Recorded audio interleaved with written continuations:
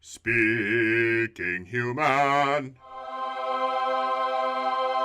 Today on Speaking Human, we rack our brains trying to remember whether Santander Bank's short film, Beyond Money, is marketing or entertainment. And then share our picks for a few other pieces of fantastic brand filmmaking. Listen up, because in the near future, your memories of this episode may fetch a pretty penny on the open market. Speaking Human. Welcome to Speaking Human, where we simplify the world of marketing for humans. I'm Shad Conley, and with me is my co-host, Patrick Sells His Memories for Apple Stock, Jebber. If I had sold my memories for Apple stock, don't you think that I would have more Apple things? You have a lot of Apple things. Yeah, okay. But I'd have more. You mean you would have every Apple thing? Yeah. What'd you do? Say you sell one really good memory for a lot of Apple stock. Would you do it? I don't know. That's a great question, man. It's tight, right? I don't know. I don't think I would. It's hard to part with your memories unless somebody was like, "I'll give you $100 for your memory of recording this podcast." I'd be like, "That's fine. I'll go listen to it. I don't need to remember recording it, right?" Yeah. I mean, you could get it back pretty quickly just by listening to the recording. I could work around that. Yeah, I'll make new memories. And you know, with all that sweet Apple stock, you can make a lot of really good new memories on your boat or whatever. Your boat. It's definitely an interesting premise for a short film. Somebody should make a short film about that. Mm-hmm. Oh, wait, they did. So that kind of leads into a little bit what we're going to be talking about in a minute here. But our opening question today was not the Apple stock question, though that was a good one. Our opening question is, can you watch a branded video or film without feeling like you're being advertised to or sold something? Do you think that can happen? You know, my answer is yes and no. I might be in the minority here, I don't know, but branded content will always have some ulterior motive in the back of my mind. They're going to try to sell me something. No, I know what you mean. It's a lot harder of a question to answer than you would think. You're saying like the pure idea of entertainment is somebody's making this just to entertain you, not to sell you anything or show you a product or do anything else.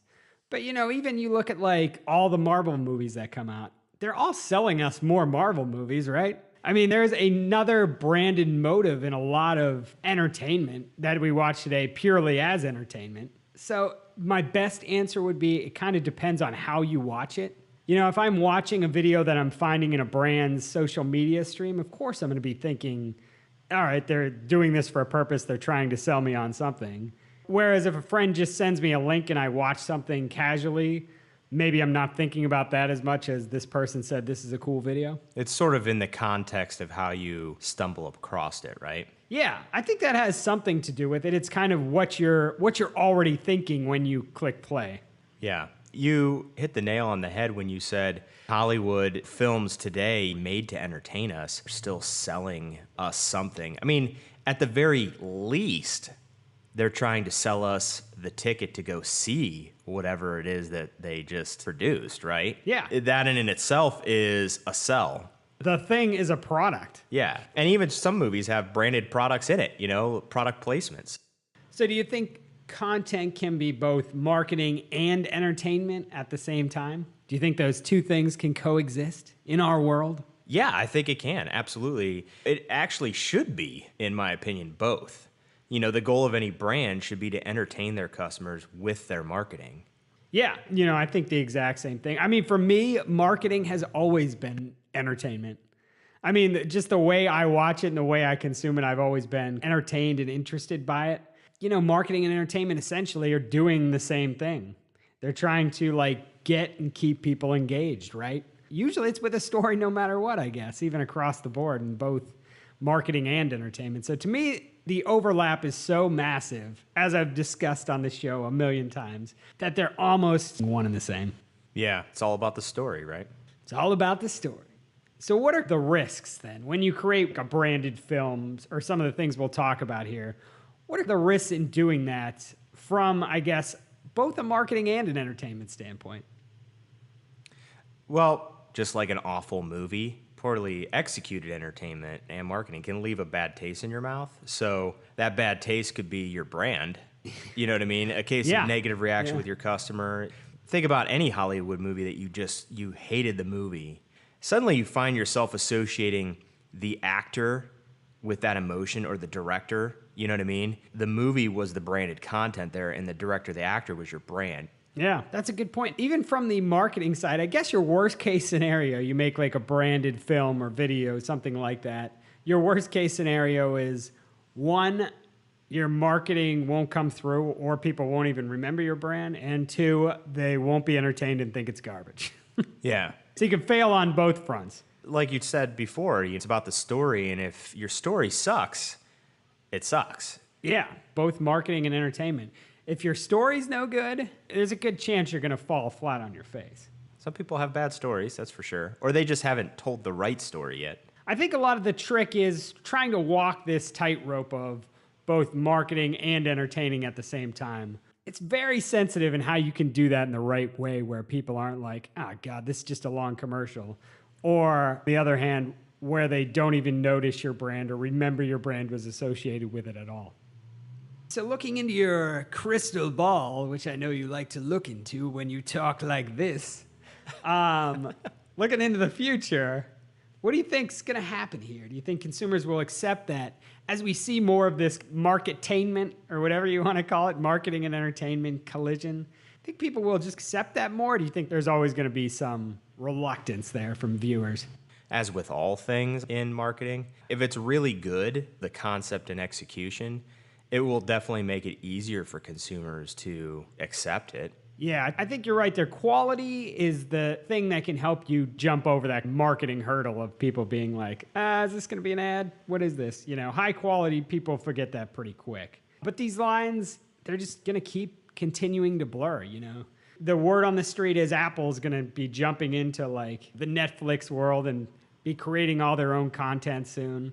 Glad you brought up the whole Apple branded content. That whole thing that's sort of evolving there, carpool karaoke, for example, they don't promote Apple in the episodes, but after the episode, they have a list of all the songs that were sung in the episode. It links directly into your iTunes, so you can actually listen to the song and possibly purchase it. So it's pretty genius in that regard. It's all connected. You also have Facebook, who's starting to make all this video content to live on their site, too. Mm-hmm.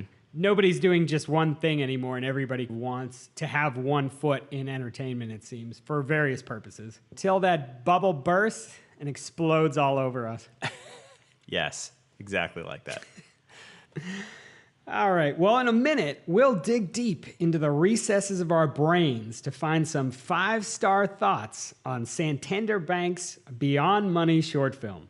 But first, let's get a quick word from our sponsor.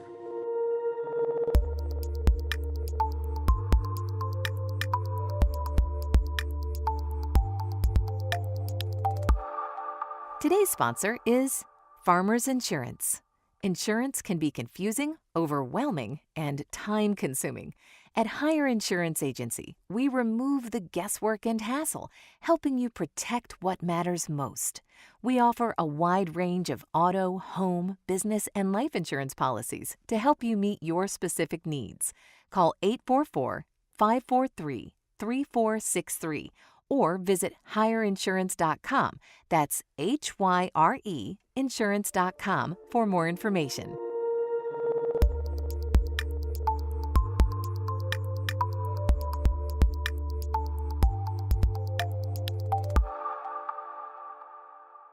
In Spain, millennials have suffered the economic crisis more than anyone. They call themselves Los Indignados. It's a movement of young people who want change. And who do they blame? The banks. So how can you sell an account to a generation who don't want to listen to the banks? Santander Bank presents Beyond Money.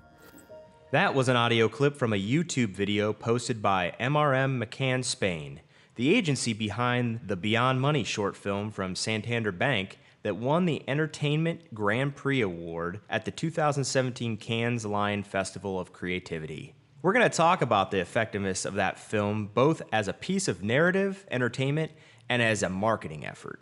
And before we dive into that, I'll just throw out a quick spoiler warning right now. I know it's kind of crazy on a marketing podcast to be giving a spoiler warning for a branded piece of film, but in this case, you may just want to see how it unfolds for yourself. So if you haven't seen the Beyond Money film yet, stop the podcast, go watch it, and then come back and hit play. Because from here on out, we may give away some key plot points that'll ruin your viewing experience for you, and we don't want to do that. Stop it now, go watch, come on back. And that's how confident we are in how engaging our podcast is, that we're actually telling you, go ahead and stop. Go ahead and stop the podcast, and then watch the video, which is 17 minutes long, and then come back. Just shows, we know this is worth it. This is worth it. And we know you'll come back. They all come back. Unless you don't. And then, we just shot ourselves in the foot. Yeah, we made a huge, huge mistake. But we didn't spoil the film for you, so that's good. Yeah. So to give everybody a rundown of the plot of the film, the movie drops you into the life of a woman who is clearly living in the future. The tone is very mysterious, and you could sense there's something just not right. But you don't know what it is at the beginning because she doesn't know what it is. As you follow Lucia, the main character, along, you realize that in the future, memories have become a commodity and people can buy and sell their memories. Through the thoughtful storytelling, you also become aware of just how important memories can be to your own narrative, your story, and all that matters depends on them. How's that for describing the story without giving it away, Shad? I thought that was excellent. It's a tough story to talk about without getting into that spoiler stuff, but this is interesting. It's a 17-minute short film. No specific inclusions. There's no point where the characters walk into a bank or anything like that. The bank doesn't come up specifically. It's more just focused around the message.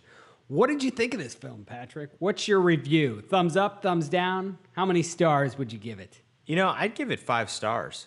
Out of all the branded content that I've seen, it's up there. It's top tier. I'm probably close. I'm reluctant to give it 5. There's things I can nitpick that I'm like, wow, this could make it a little better or something. It's a short film, so it's hard to do it. But, the parts of me are like, I wanted a little more to this story.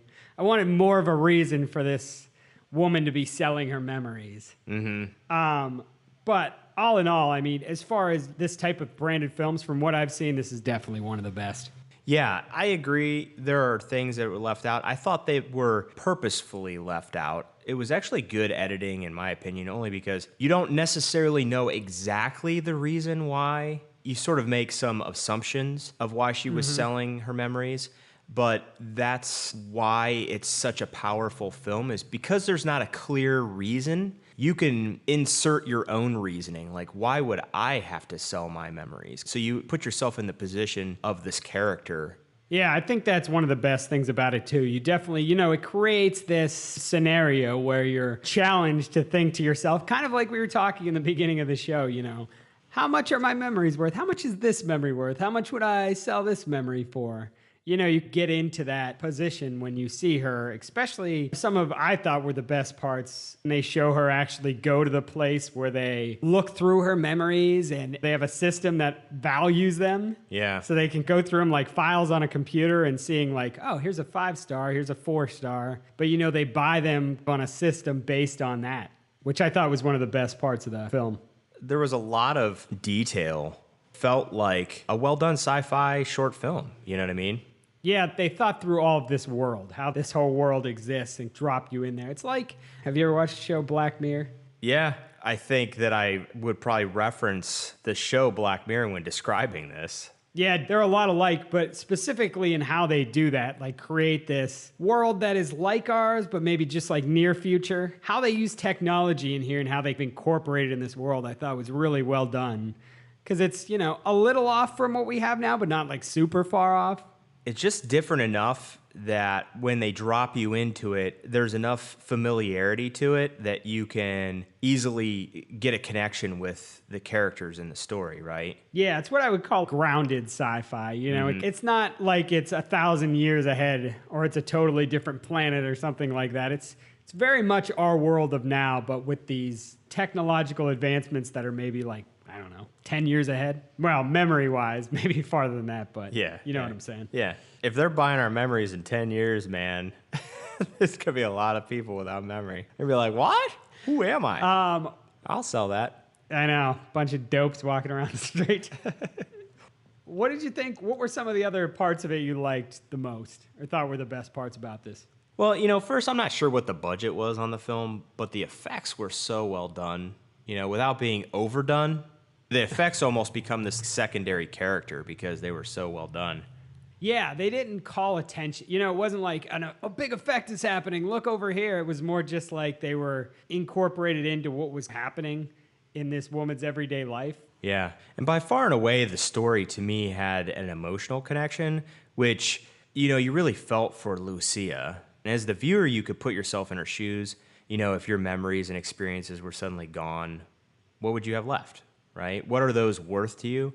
And that by itself is by far my favorite part of the film. Yeah, the director of this specifically does something, seeing these things happening and you don't quite know what this means, and it puts you in her same confused headspace. Yeah. If you knew more than that character, it would have had a totally different tone. Oh, yeah, definitely. And I know this didn't take away from it at all, which I think is actually a good part of it, but it was subtitled. Yeah, I guess we didn't even mention that. This is actually in Spanish. Yeah. And it's subtitled in English. It's funny, you notice the subtitles at first, and then you're paying so much attention to everything else, for me anyway, you forget that you're even reading rather than listening. Yeah, as a matter of fact, the memory of this film, that almost becomes something that you forget. That there was subtitled. Look at you going 2 levels deep. It is that good. It is that good. If somebody were to buy your memory of watching this film, you would be watching it in English. They wouldn't even know it was subtitled.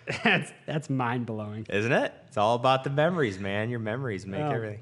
So do you think this film stands with movies and TV shows in terms of quality and polish? Yeah, absolutely. It's that well put together. If it was inserted as an episode of Black Mirror, it would not stand out. It's that professional looking. I guess in Spain they actually screened it in some movie theaters. It has that look where nothing says this is a piece of branded content. Yeah, I've watched Black Mirror on Netflix, and honestly, this could just be another episode of that. That's how good it is. Oh, yeah. Another thing about this that I thought was interesting is like for a short film, it's 17 minutes long, but it never feels rushed. Mm-hmm. They actually take time and have full conversations between the main character, Lucia, and her friend Maria. There's a couple points where they have these longer character building conversations, which is something you definitely aren't used to seeing in this type of branded content. Stopping and taking the time, that was pretty interesting. It definitely made it better, more rich, more involving. Character building is so important, and I think sometimes those longer conversations or pauses in the conversation make all the difference in the world, when actually feeling a connection with a character. Yeah, made it feel like a full story. Mm-hmm. So what do you think as far as the concept goes? Do you feel like it connected effectively with the brand and its marketing message? Here's what I think it did right. Banks deal in money. They help people save for these experiences. It's basically giving weight to something that's very important to people, which is their memories and their experiences, but also puts in context what's more important to you. And that's my perception of it anyway. Yeah, because I couldn't see a lot of the other marketing that went around this for the bank or how they were doing it. I wasn't entirely clear how it connected to the bank.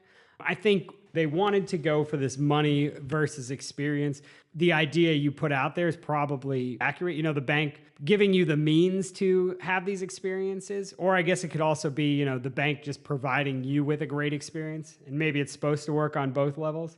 But I think one of the most interesting things about the film, compared to some of the other ones that we'll talk about in a minute here, so usually your film incorporates the product or the brand in some small way, or doesn't incorporate it at all. It's just like the brand sponsored this.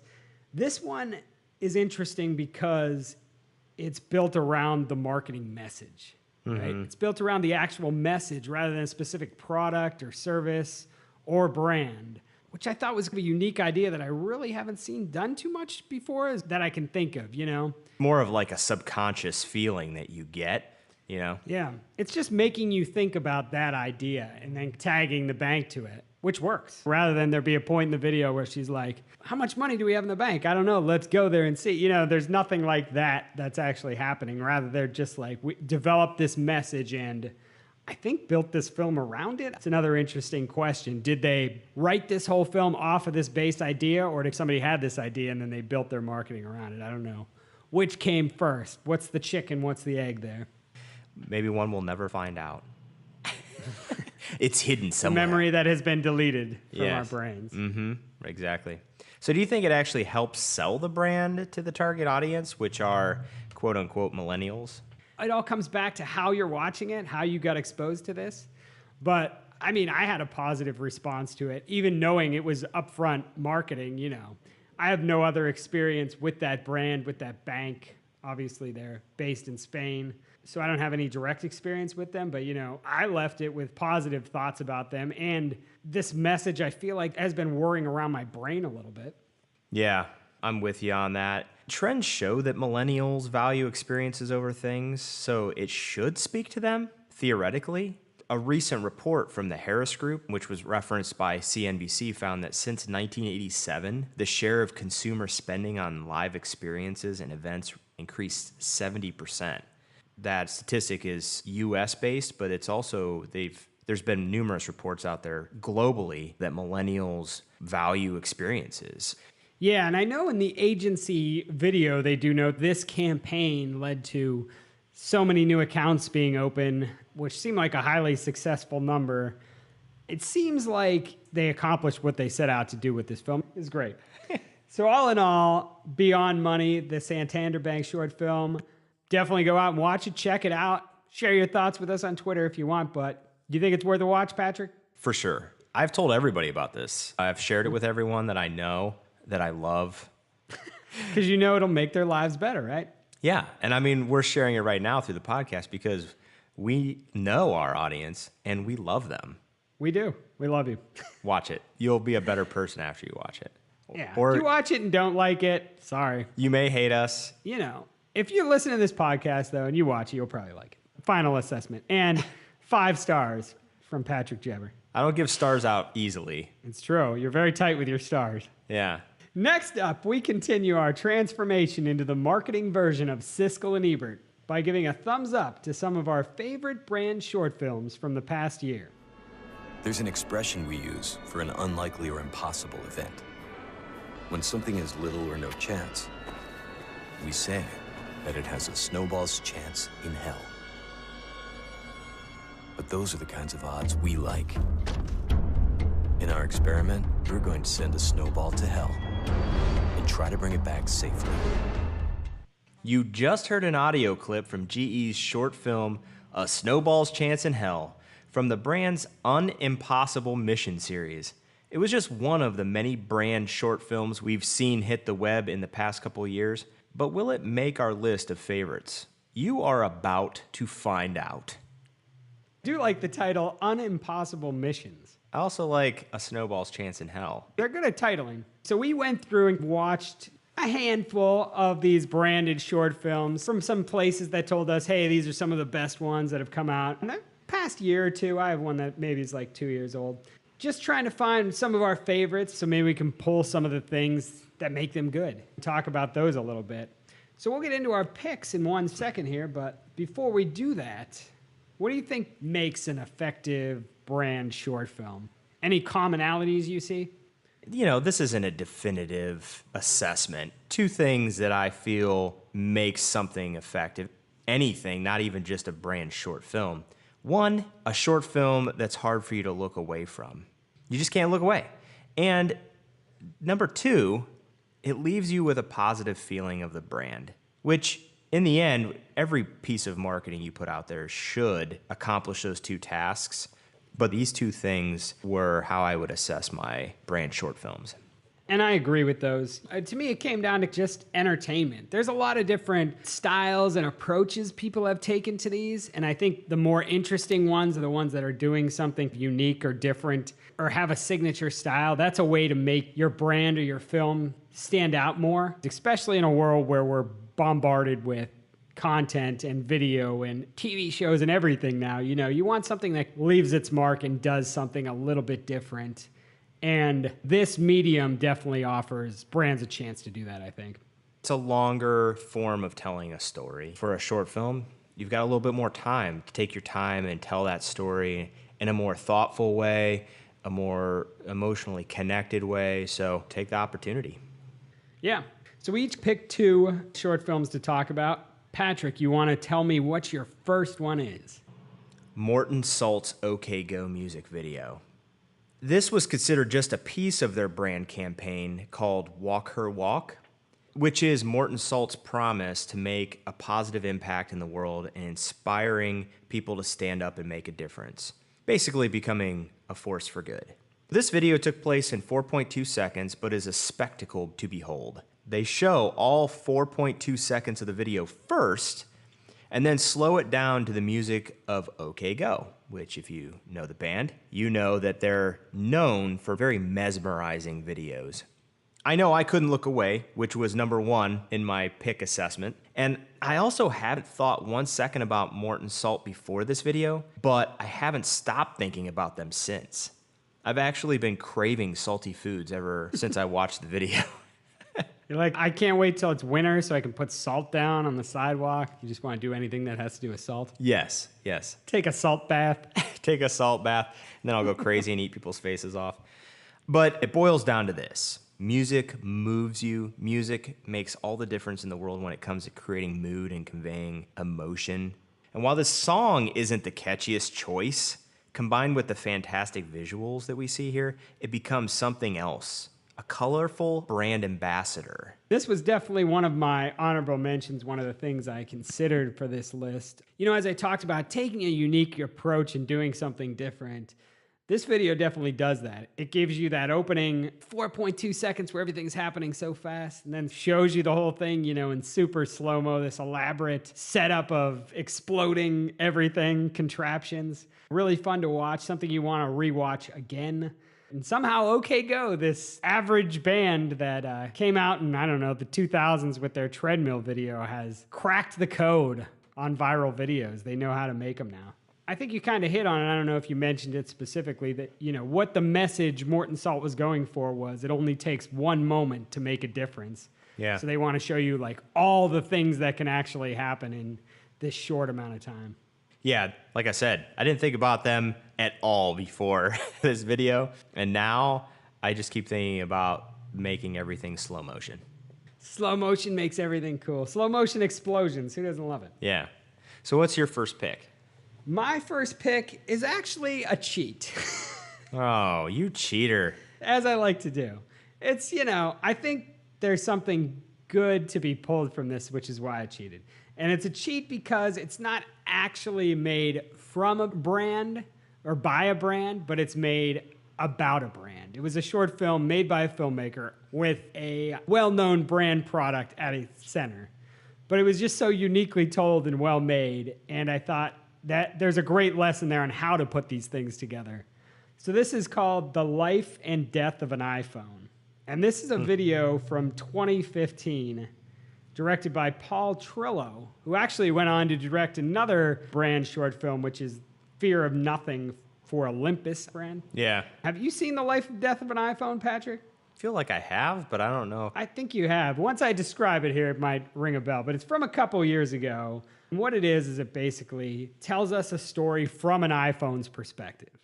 So the first thing you see in the film is this factory where these people are putting it in a box, and you're looking up, seeing their faces, they're closing the box, everything goes black.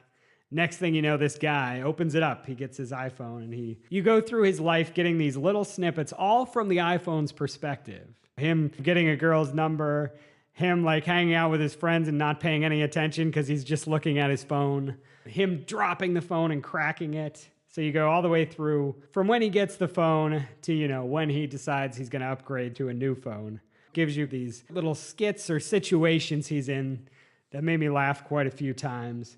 Even though this video wasn't made by Apple, at the core you have this key product there it's the storyteller. It's giving us the perspective, it's showing us what's happening, It's giving us these glimpses. All around, just really clever and something I think all brands should check out as a different standout approach. So that's why I cheated there. I think it's well worth it. So it very well could be from the brand itself. Do you feel like it would make a connection with people? If you told me Apple produced it or paid for it, I wouldn't be surprised. It could be made by Apple, even though it wasn't. Well, it doesn't negate the fact that you're a cheater. Well, I'll always be a cheater. I can't have a list without a cheat. You cheater. It does sound familiar, so I'll have to check that one out. Probably seen it before, but worth a rewatch. Yeah. So my second pick is Kenzo World's music video, directed by Spike Jonze. You know, the guy we recently talked about on Speaking Human's weekly Buzz video series. Except that was another ad he created for IKEA. This time around, he's created a masterpiece for Kenzo World, starring actress Margaret Qualley. The best way I would describe this music video is to compare it to Fatboy Slim's Weapon of Choice video with Christopher Walken. And that has a special place in my heart, so maybe that's why I gravitated towards this choice. It has the same feel with the camera following Margaret dancing through a building. It's beautifully shot and hard to look away from. And again, I felt good about a brand I knew nothing about. I'd never heard of Kenzo World. But again, music. This song fits perfectly with the movements of the character.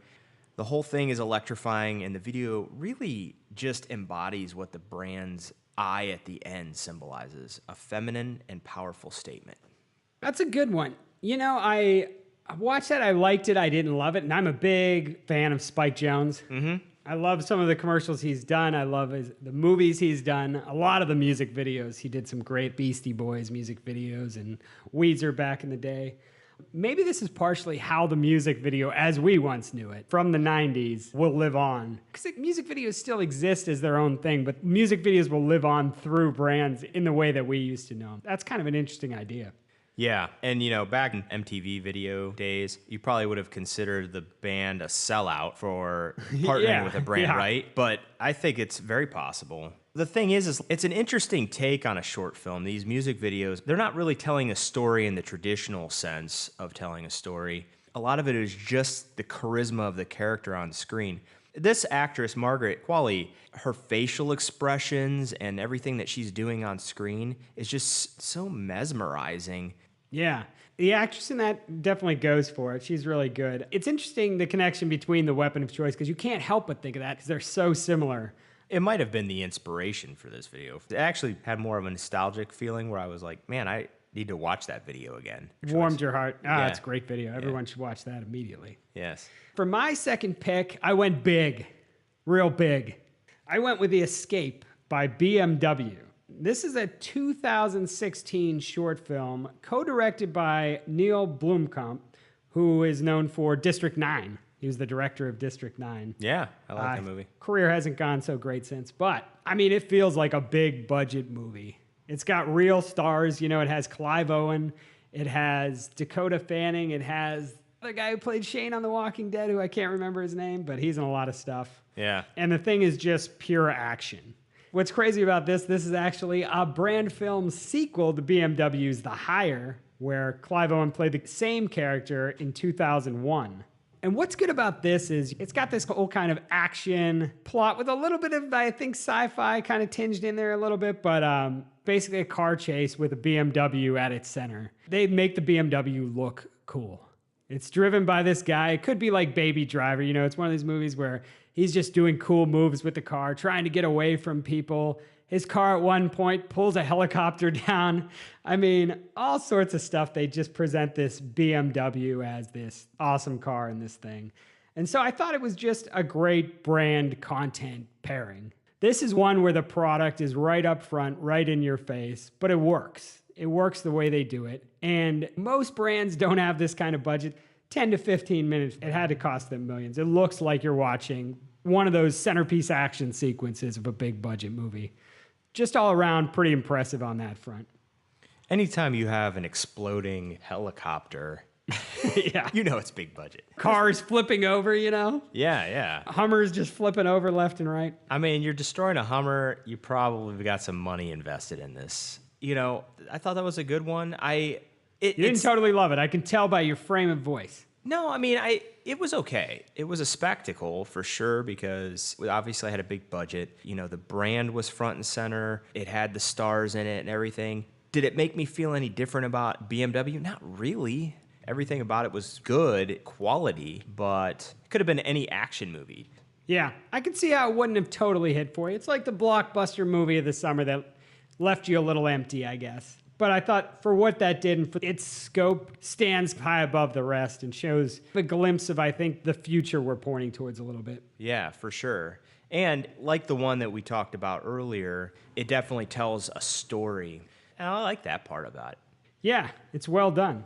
Some diverging opinions on our picks, but that's as to be expected with these type of things. I think you hit on it with your picks. With brands creating things, you know, when you do something insanely creative, go out on a limb a little bit and just do something a little bit bonkers or outside the norm. I think that's a great way to get noticed and make a statement for your brand with the audience you're trying to reach. Yeah, that should be your final nugget of human wisdom. Or it should be, you know, just hire Spike Jonze. Just let him make everything. I think that's also a great piece of human wisdom. Spike Jonze. And there's more to come. Yeah. So on that note, let's get our final nugget of human wisdom. Today's nugget of human wisdom comes from a 2015 Wired article. And let me read it for you here now. Whether it's the ace comb James Dean sweeps through his manicured coif in Rebel Without a Cause, or the souped-up 68 Mustang that Steve McQueen drives in Bullet, product placement has been a part of movies going back to the advent of the medium. But ask someone to pick a film that exemplifies this long-standing practice, and you'll invariably get one answer: E.T., the extraterrestrial. That's no accident. Even after 3 decades, few movies have managed to so seamlessly integrate a product into a storyline like Steven Spielberg's Suburban Fairy Tale did in 1982. Seriously, try finding someone over 30 who can look at a bag of Reese's Pieces without thinking of the film's pudgy 3-foot-tall alien. You won't.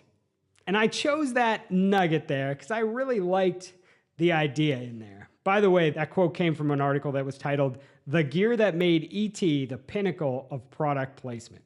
So I think that quote hits on how effectively entertainment can shape our perception of a brand or product. In the world we live in now, brands have a great opportunity to do that themselves by creating entertainment-first content, creating it themselves, that positions the brand, product, or message in a new light for consumers. What do you think, Patrick? I love that. And I also love E.T. I also used to love Reese's Pieces. You don't anymore? I don't really eat Reese's Pieces anymore. I don't know why, but as an adult, you give me a Reese's cup any day of the week, chocolate and peanut butter. Anyway, off topic. No, that was a great, and it is true. Product placement in movies, I mean, we talked about it a little bit before. It's very powerful. Through that idea in general, you know, you see someone you consider a cool character pick up your product or grab your service, or they're on your computer, something like that. It consciously or subconsciously sinks into people's minds. Well, I think that's a great way to leave the episode today. Perfect. Yeah, so that's it for today's episode, everyone. You can find current and past episodes of the podcast on speakinghuman.com. While you're there, sign up for the weekly emails and let Speaking Human come to you. Every Friday, a new Speaking Human Weekly to your inbox, so you never have to wonder what's happening on Speaking Human. And, you know, we have giveaways all the time, so if you're on our email list, automatically entered into those giveaways. Yeah. Great deal. Email us with your thoughts on today's show or send us a link to your favorite brand short film. Feedback@speakinghuman.com. That's feedback@speakinghuman.com. We'll be back in 2 weeks with another episode of Speaking Human. Catch you then, humans. Speaking Human.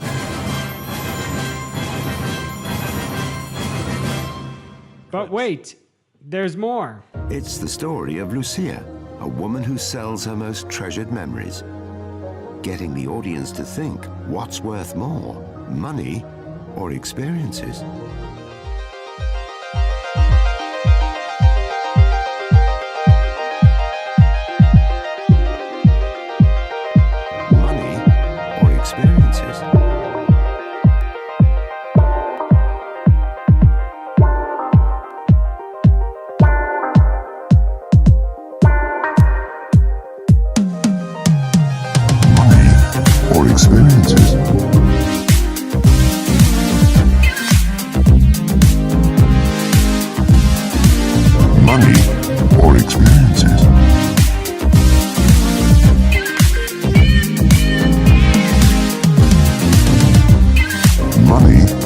more experiences.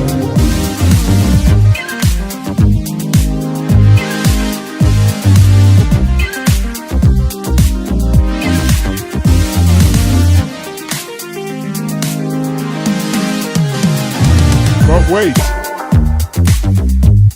But wait. But wait. But wait. There's more.